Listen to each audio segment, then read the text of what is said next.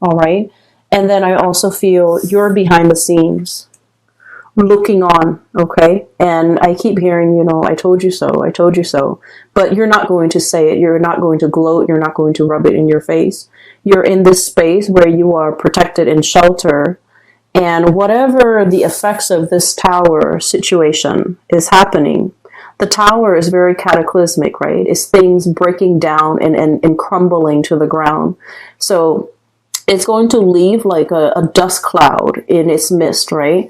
And what I see here is you're protected from it. You're kind of like spectating from afar. You know, you're far away. There's enough distance between you and that situation where you are protected. You're not going to have to inhale that dust cloud, and you're sitting pretty much, okay? So for this month, Taurus, your energy is, I feel like it's a continuation almost of like the Aries energy. We have here the King of Crystals. This is the King of Pentacles. This is your energy. You're embodying this really proud, mighty, stable energy. Finances are going to be really good. And you've designed your life that way, where you don't need to worry about your financial future. Things have been worked at, built up over time. And so you're sitting on your resources and you're planning your next adventure. I do feel that, you know, this concept about looking off into the distance to kind of dream about, conjure up, and trying to figure out where is the next progression for me. What is coming in store for me? What's my prospect looking like? What's in the future for me? I feel like change is really coming in, and the message drilling into this reading is change is very imminent. We have here the Wheel of Fortune, which is about change and possibilities. It's lying right on top of you. And the words associated with this King of Pentacles is courage and commitment, okay? And so I feel like you're kind of torn, okay? Kind of like, do I speak or do I keep quiet? Do I grab this new opportunity or do I speculate some more? Or do I just sit and kind of like behave as a bystander and see how things are going to unfold? So there's something that's being unfolded or unfurled or unraveling around you. And you're content just looking on, just to see what's going to happen, just to see that you need more information, or just to wait for the opportune moment. But I feel like it's coming in really very quickly, and it's something you've been feeling intuitively for quite some time. And yet you're committed to one situation. And I feel like that might be the only barrier preventing you from embracing this new change. So for some of you, this is a job situation where something in the distance, possibly further away physically, like a change of venue, a change of workplace atmosphere or workplace environment, something is further down in the distance or further out in the distance that's really beckoning you, really calling you. And you're not really sure whether or not you should go for it because you are committed elsewhere. So you could be in a contract for a certain amount of months before you can shift into a new job, and you want to ride out the contract. You could be in a like a lease, a housing situation, and you're looking for something new, but you're contractually obligated to that lease or to write out the terms of that agreement before you can shift elsewhere. Or I also feel a situation where it's family, okay? I want to move further away, but you know, mom and dad are aging and they want my presence here. And I also feel family as in, you know, I have a marriage contract here, but I really want to be elsewhere. So I feel like there's a lot that you're mulling over. And I definitely feel as well, you're pulled in two different directions in terms of, you know, life direction, in terms of, do I stay here out of that sheer sense of commitment? Or do I see what other opportunities are available to me? Okay. So there's a lot to unpack here, because I do sense this, this kind of like night and day type of energy, kind of like waffling, flip-flopping back and forth, playing out the scenarios in your mind, but in the waking, it's like in mulling over decisions, but the actions are not really being taken in the physical realm, okay? I see as well a lot of juxtaposition in this spread. First of all, we have here the shadow and the light. Okay, so the shadow are things that are kind of like hidden from view, things that are not made aware to other people, things that haven't come into being yet. They exist in the realm of the mind, or in the realm of the shadows. No one is really shining a spotlight on it just yet. And I feel that you're keeping a lot of things, either secrets, longings, desires, really close to your chest, trying to manifest them as best as you can without drawing attention to yourself. And then I also feel like this situation where, you know, the animal is sitting still, it's like wanting things to come to you, but not really getting out there and take the physical actions in order to move yourself towards it. And I do feel this is a love relationship here. We have as well the King of Cups. Okay, so this is like the epitome of an emotional connection that you have with someone, something that is very transformative. Somebody is bringing into you this sense of like wonder. And what's linked up with the shadow is the sun. And the sun is bringing things to light. It's like, it basically melts away the shadow, right? And so what's happening here, I feel, you're drawing somebody very, very close to you. And like I said, you have a really strong emotional connection with this person. I feel for many of you, you might have initiated contact with this person to let them know how you feel, to offer a message. And, you know, you guys are not like gushy people where you lay your feelings all on the table, take it or leave it, right? You're not one to do that. So I feel like, you know, there might have been communication, and the communication was very cordial, but it's not indicative of everything that you're feeling. Whatever you're feeling is really very strong. It's very passionate here with the Sun card. It's very exalted. It's almost like, you know, what you're feeling, you want to shout it from the rooftop, hence the lips, you know, shouting. I want to make it known. I want to tell this person everything that I've been bottling up. I want to, you know, express my authentic self and express the extent of my emotions. And yet you might have suppressed it.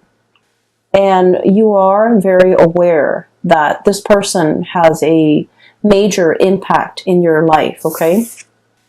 I'm hearing somebody's name might be, you know, sunshine, might be like someone who's very buoyant and optimistic. This is not your energy. This is somebody who's very buoyant and optimistic. And with the hummingbird, they kind of flit around, you know, going from one place to the next. They might be a world traveler. They might have traveled a lot in their lifetime.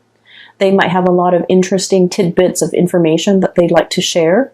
They might be a great conversationalist. They might know a lot of things about a lot of things. And I feel like when you're around them, you feel very hopeful. You feel very pure and innocent. They might be very pure and innocent. And I just see this kind of like very buoyant person who's very lively, who's very hopeful, and whose presence in your life was very uplifting. Because with your energy, with the Hermit and the King of Crystals, this is somebody who keeps their distance, right? The Hermit.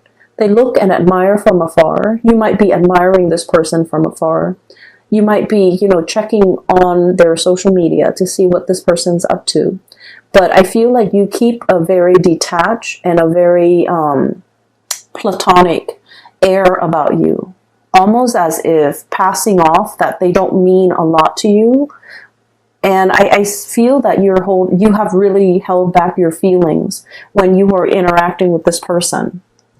And you retreat back into the realm of the mind with this moon, the imagination and perception. And I also feel the moon is about intuition. It's about psychic abilities. It's about wisdom as well with this owl. And so I feel like this person is very aware, like intuitively and almost in a psychic way. They are aware of your feelings. But not only you hid it verbally, but you also hid it physically. Like you hid the feelings, you suppressed it, and you kind of crunch it down to the bottom so it doesn't see the light of day. But I also feel like the connection with this person is very strong. There is a very strong, I feel like, psychic and spiritual and emotional connection. It's not just passion and chemistry and fun and lightness, but I feel like, you know, it's a very deep, possibly a really strong soulmate type of a connection. Because whatever you suppress, they're able to decipher. Whatever you don't say to them, they're able to hear it, you know, in their psyche. So they're very, very in tune with you. Okay. I also feel as if there is a distance between the two of you, either emotional or otherwise, because I do feel like this person, they're able to read you, but I don't feel that you're able to read them. And so you might not feel like the feelings are reciprocal. You might not feel like they're on the same page. You might also feel like the weight of your emotions and your feelings are too much for you to handle. And you are afraid that they don't feel the same way. And so you kind of, you know, push it down to the edge of your being because you don't want them to know the strength or just the sheer like impact of what you're feeling. So I'm hearing like the word impact, but like it's also packing down and then, you know, impact. Something is impacted. It's packed down. It's like bursting at the seams, wanting to speak and verbalize something, but not being able to, not wanting to lose control, not wanting to